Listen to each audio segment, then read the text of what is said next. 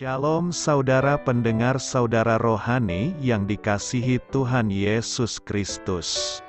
Selamat datang di renungan rohani malam hari ini.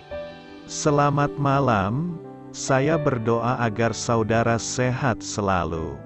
Semoga Roh Kudus hadir di tengah kita saat ini. Sebelum kita mulai renungan malam ini, marilah kita bersama-sama berdoa. Bapa kami yang di surga, Bapa di dalam nama Tuhan Yesus Kristus, kami sungguh mengucap syukur, ya Tuhan, oleh karena Engkau sangat baik buat kami. Engkau ada bersama kami dan menopang hidup kami di siang hari dan di malam hari. Engkau ada bersama-sama dan menyertai kami. Tuhan, kami memuji dan bersyukur kepadamu pada malam hari ini, kami masih bisa berkumpul di rumah kami yang kecil ini. Tuhan, saat ini kami hendak mendengarkan firman-Mu. Berilah pengetahuan dan bimbinglah hamba-Mu ini agar apa yang Engkau firmankan dapat bekerja sesuai kehendak-Mu. Buat kami jemaat-Mu, bukalah hati dan pikiran kami untuk mendengar dan menerima firman-Mu. Kiranya firman-Mu ini dapat menjadi berkat bagi kami. Berbicaralah Tuhan, kami sudah siap menerima firman-Mu. Di dalam nama Tuhan Yesus Kristus kami berdoa dan mengucap syukur. Amin. Sahabat saudara rohani, pembacaan ayat emas Alkitab renungan kita malam hari ini. Nats pilihan kita adalah, jadilah padaku menurut perkataan-Mu itu. Tertulis dalam kitab Lukas 1 ayat 38. Bacaan kita pada malam ini terambil dari kitab Lukas 1 ayat 26 sampai dengan ayat 38.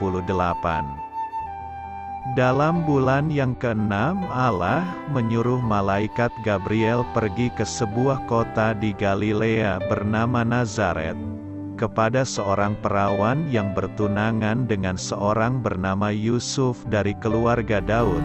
Nama perawan itu Maria. Ketika malaikat itu masuk ke rumah Maria, ia berkata, "Salam, hai engkau yang dikaruniai, Tuhan menyertai engkau." Maria terkejut mendengar perkataan itu, lalu bertanya di dalam hatinya, "Apakah arti salam itu?" Kata malaikat itu kepadanya, "Jangan takut, hai Maria, sebab engkau beroleh kasih karunia di hadapan Allah. Sesungguhnya engkau akan mengandung dan akan melahirkan seorang anak laki-laki dan hendaklah engkau menamai dia Yesus. Ia akan menjadi besar dan akan disebut Anak Allah yang Maha Tinggi. Dan Tuhan Allah akan mengaruniakan kepadanya tahta Daud, bapa leluhurnya, dan ia akan menjadi raja atas kaum keturunan Yakub sampai selama-lamanya dan kerajaannya tidak akan berkesudahan." Kata Maria kepada malaikat itu, "Bagaimana hal itu mungkin terjadi? Karena aku belum bersuami." Jawab malaikat itu kepadanya, "Roh Kudus akan turun atasmu dan kuasa Allah yang Maha Tinggi akan menaungi engkau. Sebab itu anak yang akan kau lahirkan itu akan disebut kudus, Anak Allah. Dan sesungguhnya, Elisabet, sanakmu itu, ia pun sedang mengandung seorang anak laki-laki pada hari tuanya dan inilah bulan yang ke-6 bagi dia, yang disebut mandul itu, sebab bagi Allah tidak ada yang mustahil." Kata Maria, "Sesungguhnya aku ini adalah hamba Tuhan, jadilah padaku menurut perkataan-Mu itu." Lalu malaikat itu meninggalkan dia. Lukas 1 ayat 26 sampai dengan ayat 38. Topik dari ayat emas renungan kita adalah mengetahui kehendak Allah adalah sebuah harta karun. Melakukan kehendak Allah adalah sebuah hak istimewa. Mari kita mulai renungan malam kita. Judul renungan kita hari ini adalah Panggilan Saat Ini. Kisah inspiratif. Kehidupan Ibu Yesus itu sederhana. Ia melakukan tugas-tugas yang juga dilakukan oleh wanita lain seusianya. Belajar bagaimana menjadi ibu rumah tangga yang baik bagi calon suaminya nanti. Tidak ada sesuatu yang luar biasa tentang kehidupan luarnya, setidaknya tidak diungkapkan di dalam kitab suci. Namun betapa indahnya harta karun yang tersembunyi di dalam sikap Maria, saat malaikat memberitahukan bahwa anaknya akan disebut anak Allah. Ia menjawab, "Jadilah padaku menurut perkataanmu itu." Lukas 1 ayat 38. Jawaban Maria mengandung segala yang diminta oleh Tuhan, yaitu penyerahan jiwa yang murni dan sederhana kepada kehendak-Nya. Inilah rahasia kerohanian Maria yang dalam. Ia menyerahkan dirinya kepada kehendak Allah pada saat itu dan menerima karunia untuk melakukan apa yang diminta Allah darinya. Apakah yang diminta oleh Allah untuk Anda kerjakan? Barangkali Anda diminta untuk melakukan sesuatu yang besar atau hal yang biasa. Anda mungkin diminta untuk menanggapi sebuah perintah kitab suci dengan aktif, atau untuk berserah dengan sabar terhadap penderitaan saat ini. Apa yang dirancangkan oleh Allah untuk kita alami setiap saat, merupakan hal paling kudus yang dapat terjadi pada kita. Demikian kata penulis abad ke-18, Jean-Pierre de Caussade. Apakah Anda mampu menerima setiap momen dengan rasa syukur dan penyerahan diri? Dapatkah Anda menjawab Tuhan seperti kata Maria kepada sang malaikat, "Jadilah padaku menurut perkataanmu itu"? Amin. Marilah kita renungkan di dalam hati kita. Siapakah Allah dalam kisah kelahiran Yesus? Pada hemat saya, Allah adalah pribadi yang menghargai pribadi lainnya. Meski Maha Kuasa itu berarti semua ciptaan harus takluk kepadanya. Namun Allah merasa perlu menyuruh Gabriel untuk meminta izin Maria. Dia Sang Maha Kuasa. Lagi Maha Berdaulat itu tidak menjadikan Maria sebagai objek yang bisa diperlakukan sekehendak hati. Allah merasa perlu mengetuk pintu dahulu. Perhatikan catatan Lukas. Dalam bulan yang ke-6 Allah menyuruh malaikat Gabriel pergi ke sebuah kota di Galilea bernama Nazaret, kepada seorang perawan yang bertunangan dengan seorang bernama Yusuf dari keluarga Daud. Nama perawan itu Maria. Lukas 1 ayat 26-27. Perhatikanlah, Maria tidak langsung mengandung dari Roh Kudus. Allah merasa perlu mengutus Gabriel untuk memberitahukan rencana besarnya kepada Maria. Sejatinya, demikianlah pola yang dilakukan Allah tak hanya kepada Maria, tetapi juga Zaharia. Allah menghargai kehendak bebas manusia. Allah tidak pernah memaksa manusia untuk melakukan kehendak-Nya. Tidak, manusia sendirilah yang harus memilih. Lukas mencatat, ketika malaikat itu masuk ke rumah Maria, ia berkata, "Salam, hai engkau yang dikaruniai, Tuhan menyertai engkau." Lukas 1 ayat 28. Kata salam yang dipakai di sini bukan sembarang salam. Menurut Paus Emeritus Benedictus, Lebih tepat diterjemahkan dengan bergembiralah. Mengapa Maria harus bergembira? Sebab dia dikaruniai dalam BIMK tertera, yang diberkati Tuhan secara istimewa. Maria adalah pribadi pilihan, dan itulah alasan baginya untuk bergembira. Maria terkejut dan bertanya-tanya dalam hatinya. Reaksi Maria berbeda dengan reaksi Zakharia. Zakharia terkejut dan menjadi takut. Menarik disimak perbedaan dari keduanya. Sang imam terkejut dan menjadi takut, sedangkan perempuan biasa dari Nazaret terkejut dan bertanya-tanya dalam hati.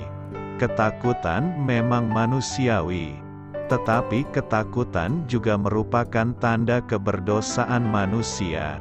Ketakutan terjadi ketika seseorang merasa kenyataan mungkin akan berbeda dengan harapan. Tampaknya Allah memang tidak salah pilih. Maria agaknya pribadi yang percaya diri. Dia juga pribadi yang rendah hati. Dia tidak merasa lebih tinggi atau lebih rendah dari yang seharusnya. Orang menilai diri terlalu tinggi atau terlalu rendah sering dikuasai ketakutan karena dia merasa tidak aman, sebab dia merasa orang akan terus mempertanyakan posisi dirinya, dan tanggapan orang akan membuat dia takut setengah mati. Dan Gabriel pun langsung mengomunikasikan visi Allah kepada Maria. Gabriel menjelaskan bahwa Allah mempunyai visi dan ingin Maria terlibat dalam visi Allah itu. Menarik disimak, Allah mengomunikasikan visinya dan ingin melibatkan manusia dalam merealisasikan visinya. Mungkin karena kerendahan hati Allah itulah, di samping ingin menempatkan diri pada tempatnya, Maria berkata, "Sesungguhnya aku ini adalah hamba Tuhan, jadilah padaku menurut perkataanmu itu." Lalu malaikat itu meninggalkan dia. Lukas 1 ayat 38. Memiliki hati seorang hamba adalah hal mutlak yang harus dimiliki oleh setiap orang percaya. Berhati hamba artinya taat sepenuhnya kepada kehendak Tuhan. Karena esensi hamba adalah pelayan. Orang yang sepenuhnya taat pada perintah tuannya. Jadi hati hamba dan ketaatan adalah dua hal yang tidak dapat dipisahkan. Suatu ketika Maria menerima pesan dari Tuhan melalui malaikat Gabriel bahwa ia akan mengandung seorang bayi. "Sesungguhnya engkau akan mengandung dan akan melahirkan seorang anak laki-laki dan hendaklah engkau menamai dia Yesus." Lukas 1 ayat 31. Setelah mendengar perkataan itu berkatalah Maria kepada malaikat itu, "Bagaimana hal itu mungkin terjadi? Karena aku belum bersuami." Lukas 1 ayat 34. Apa yang dipertanyakan Maria adalah hal yang wajar. Secara logika mana mungkin ia bisa mengandung? Karena ia belum bersuami. Apa kata orang nanti? Ia pasti akan menjadi bahan pergunjingan banyak orang dan dipandang rendah. Ini adalah perkara yang tak mudah untuk diterima dan dipahami. Bagaimanapun juga dan yang pasti tiada perkara yang mustahil bagi Tuhan. Satu hal yang teramat penting dan patut menjadi perhatian adalah sikap hati Maria pada waktu ia menerima pesan dari Tuhan tersebut. Setelah mendapatkan penjelasan dari malaikat Gabriel bahwa ia beroleh kasih karunia dan Tuhan, Maria memberikan respons yang luar biasa. "Sesungguhnya aku ini adalah hamba Tuhan. Jadilah padaku menurut perkataanmu itu." Lalu malaikat itu meninggalkan dia. Sekalipun tak masuk akal dan sulit diterima oleh nalar, Maria mau belajar untuk taat sepenuhnya kepada kehendak Tuhan. Inilah ketaatan yang sesungguhnya, ketaatan tanpa disertai persungutan dan perbantahan. Banyak orang Kristen seringkali melakukan tawar-menawar dengan Tuhan, berusaha menghindar disertai dengan berbagai dalih atau alasan untuk tidak taat kepada kehendak Tuhan. Mau taat asalkan Tuhan menjawab doa-doa kita, mau taat asalkan Tuhan meluputkan kita dari masalah, mau taat asalkan Tuhan menyembuhkan sakit penyakit kita. Rasul Paulus menasihati, lakukanlah segala sesuatu dengan tidak bersungut-sungut dan berbantah-bantahan. Filipi 2 ayat 14. Hamba yang berkenan kepada Tuhan adalah hamba yang mau taat tanpa syarat. Doa saya menyertai saudara sekalian. Saya memberkati Anda agar sewaktu Anda mencarinya dari Dia, Bapa Surgawi Anda akan memberikan bagi Anda roti harian Anda. Dalam nama Yesus Kristus, Tuhan yang berkuasa atas alam semesta dan menuntun kita kepada iman yang menyelamatkan. Tuhan Yesus menyertai senantiasa. Terima kasih sudah berkenan mendengarkan renungan malam saudara rohani.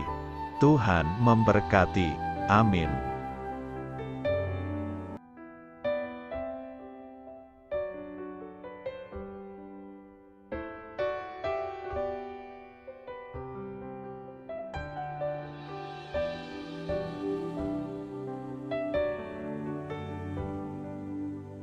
Marilah kita renungkan, sahabat saudara rohani, demikianlah renungan firman Tuhan malam hari ini.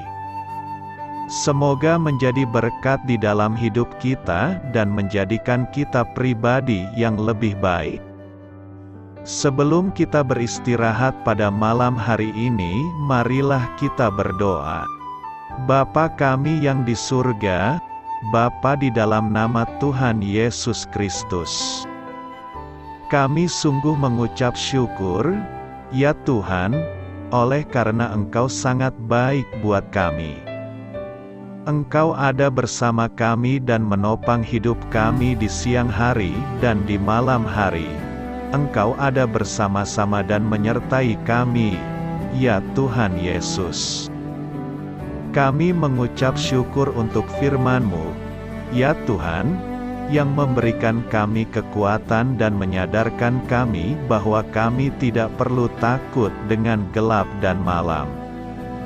Sebab Tuhan, Engkau ada bersama kami. Engkau melindungi kami dan menjadi perisai bagi kami hamba-Mu berdoa saat ini. Tuhan, untuk setiap pendengar renungan ini yang mengalami ketakutan, kecemasan, kegelisahan, pada situasi gelap dan malam hari di dalam nama Tuhan Yesus Kristus. Kuasa Tuhan melepaskan mereka dari segala ikatan roh-roh ketakutan yang mengikat mereka saat ini. Tuhan melepaskan setiap anak-anak-Mu dari segala rasa takut dan kecemasan. Di dalam nama Tuhan Yesus segala kuasa-kuasa roh jahat, kuasa setan iblis yang mengganggu anak-anak-Mu, ya Tuhan, tolong hancurkan dan halaukan dengan kuasa-Mu. Dalam nama Tuhan Yesus Kristus, berkati setiap kami anak-anak-Mu, ya Tuhan, dan lindungilah kami. Kami aman di dalam Engkau. Ya Tuhan, penuhilah setiap hati kami dengan keberanian, damai sejahtera, dan sukacita serta ketenangan yang dari Tuhan. Berkati kami di malam hari ini, saat kami tidur dan beristirahat. Kuasa-Mu, ya Tuhan, menaungi setiap kami, memberkati dan melindungi kami. Bangunkanlah kami kembali besok pagi dengan kekuatan yang baru, tubuh yang sehat diberkati Tuhan dan berkat-berkat yang baru, Tuhan sediakan bagi kami. Terima kasih, ya Tuhan, kami sungguh mengucap syukur untuk firman-Mu yang menguatkan kami. Dalam nama Tuhan Yesus Kristus Juru Selamat kami, Bapa kami yang baik, kami mengucap syukur dan berdoa haleluya. Amin. Biarlah firman Tuhan menjadi pengingat untuk kita semua, bahwa tuntunan dari Roh Kudus akan selalu memberi jalan keluar bagi setiap permasalahan hidup kita, dan memberi kedamaian di hati kita. Amin. Sampai jumpa di renungan malam saudara rohani berikutnya.